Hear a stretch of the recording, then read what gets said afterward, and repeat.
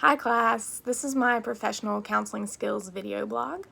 So the sessions were exactly as I imagined them to be because I personally have been through counseling myself for a really long time after my brother's murder. So I found it somewhat easier to identify the skills being used because of my past experiences with counseling. So it was kind of easier for me in that aspect, which if you haven't been through counseling, I can see how it would be a little bit harder to not pick up on what they're really doing.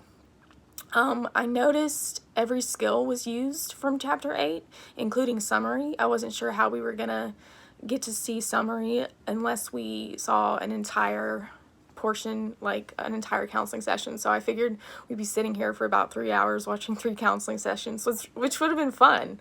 Don't get me wrong, but I didn't think summary was going to be included, but it was in the first video. For example, the third counselor used a lot of open-ended questions to get down to the core of the fact that the girl was struggling with not being able to express her emotions through dance, and not necessarily so much the fact that she wanted to change her major, but really that she was having trouble expressing her emotions. So the first counselor was very calm in nature and seemed to use the session to try to reach a goal, or at least the summary seemed like a goal. I'm not sure if that was a goal or not, to kind of come to a summary point, or if that is a goal of a counseling session, to come to a point where you can be like, well, we did this and that and the other. But in my experience in counseling, it always has been like we have a goal by the end of the session.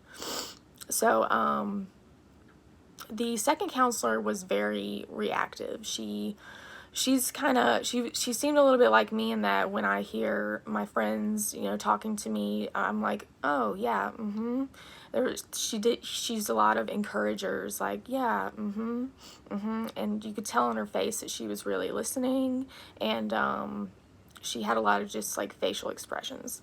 The third counselor was very inquisitive. He was he wasn't pushy about it, but he was asking a lot of open-ended questions, like I said, to get down to the core of that girl's issues. They were all warm and seemed client-focused.